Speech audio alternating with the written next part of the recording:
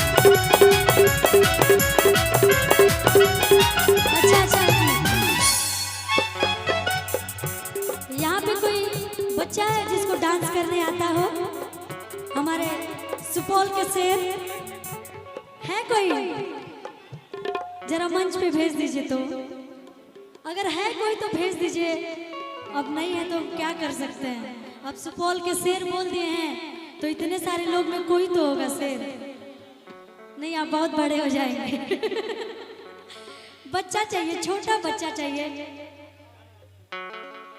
जिसको डांस करने आता हो थोड़ा बहुत चलेगा केहू नहीं खे आ जाओ जियो मेरे सुपौल के शेर। हिम्मत तो देखिए, एक बार ताली बजाइए। यहाँ पे खड़ा होने के लिए ना सच में हिम्मत चाहिए। बहुत लोग आते हैं डर जाते हैं, और इतनी भीड़ में ये बच्चा आया तो इसके लिए जोरदार ताली बजनी चाहिए। क्या नाम है बाबू? सतीश कुमार। सतीश कुमार। सतीश, पढ़ते हो किस क्लास? 6 में। अच्छा, अकेले आए हो प्रोग्राम? नहीं, पापा भी आए हैं। अच्छा, पापा जी आए हैं। पापा जी को यहीं से प्रणाम है। अब पापा जी किधर है? अच्छा, पीछे भीड़ में पापा जी हैं। अंकल जी हमारे प्रणाम है यहीं से आपको। मम्मी आने दी है पापा को और तुमको? आने दी। क्या बात है। मम्मी के लिए भी ताली बजा दीजिए। इतनी रात को भाई पापा और बाबू दोनों को देखने के लिए भेजिए तो ये भी हिम्मत वाली बात है। डांस करने आता है जी। क्या बात है। अच्छा नेहा जी इधर आ जाइए, तो इधर आइए, इनसे मिलिए। इनसे शादी करोगे? नहीं। क्यों, पसंद नहीं है क्या? अच्छा, दोनों में से किससे शादी करोगे ये बताओ। आप भी आ जाइए, इधर आ जाइए। शर्माओ नहीं, शर्माना नहीं है। तुम शेर हो भाई, तुमको इतने भीड़ में तुम आ गए, बहुत बड़ी बात है। मैं बहुत खुश हूँ और तुमको शर्माना नहीं है। दोनों में से बताओ किससे शादी करोगे, कौन पसंद है? दोनों हाथ में लड्डू है। कितना अच्छे से शर्मा रहा है, इतना अच्छे से हमको शर्माने नहीं आता। अच्छा, दोनों लोगों में से कौन पसंद है ये बता दो। इधर इधर इधर देखो, दोनों लोगों में से कौन पसंद है बस बता दो, हाँ या ना में बोल दो। सब लोग देख रहे हैं, इंतजार कर रहे हैं तुम्हारा। जियो, ये पसंद है। पापा जी कुछ नहीं बोलेंगे, डरो मत। पापा जी को कुछ नहीं बोलना है। हम लोग थोड़ा सा मस्ती एंजॉय कर रहे हैं, और इतनी दूर से चल के आए तो थोड़ा सा तो मस्ती होना चाहिए ना। अच्छा, कौन पसंद है? पापा जी हम नहीं बोलेंगे, बोलेंगे तो हमको फोन करना, हम नंबर दे देंगे, हमसे बताना। कौन पसंद है दोनों में से? कोई नहीं। कोई नहीं। अच्छा, हम पसंद है? नहीं। हम भी नहीं पसंद है।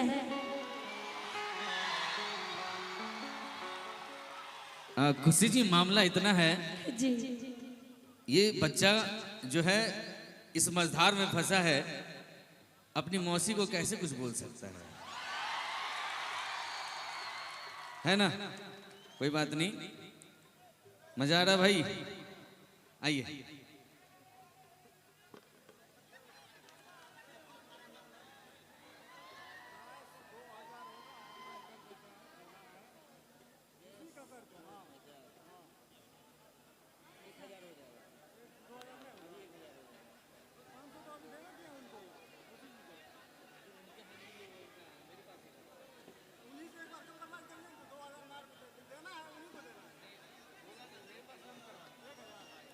चलो कोई बात नहीं, डांस तो करने आता है ना, उसमें तो नहीं ना शर्माओगे? नहीं ना? चलो फिर डांस करते हैं। आइएगा भैया, तनी सुपौल की ठुमका देख लिया जाओ।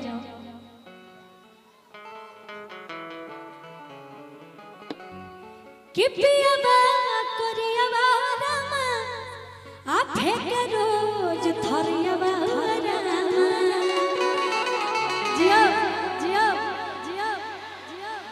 कि पिया बा कोरिया बा रामा, आप फेंक रोज थरिया बा रामा। ऐसा पिया वाले तो सही में थरिया फेंका तो भाई हम विश्वास कर नहीं तारा बातें पर। आएगा भैया। कि पिया बा कोरिया बा रामा, फेंक रोज थरिया बा रामा। पिया बा कोरिया बा रामा, फेंक रोज थरिया बा रामा। जिया, क्या बात है। एक बार जोरदार ताली भी बजा दीजिए आप लोग। इतना तो हिम्मत है ना, हमें भी बहुत मजा आ रहा है डांस करके इसके साथ। कि पिया बा कोरिया बा रामा, फेंक रोज थरिया बा रामा।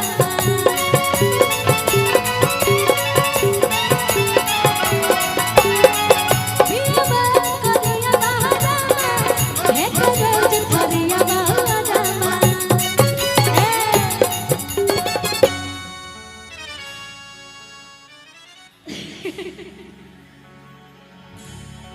इसमें मेरी कोई गलती नहीं, इसमें मेरी कोई गलती नहीं है।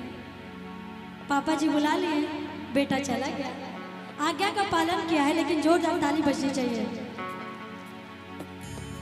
कि पिया करिया वाला है के रोज करिया वाला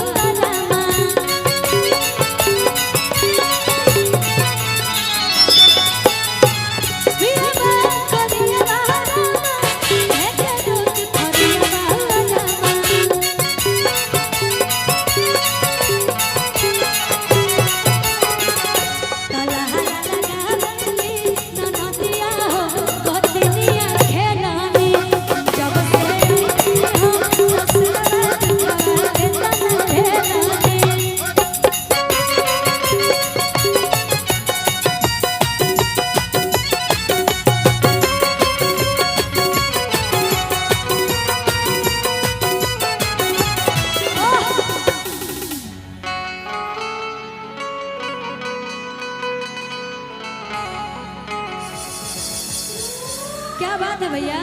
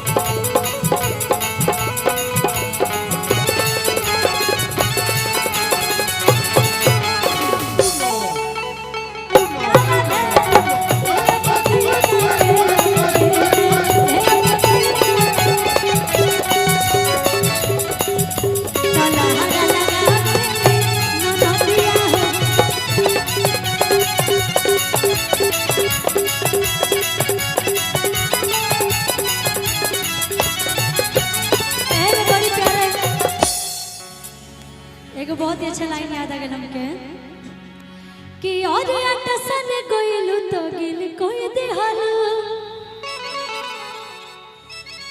क्या स्माइल है आपकी। अपन भोरे कोइलु तो खड़ भी छोलोइलु। आय अटसन कोइलु तो गिल कोई देहलु। अपन भोरे कोइलु तो खड़ भी छोलोइलु। ता ढललो ना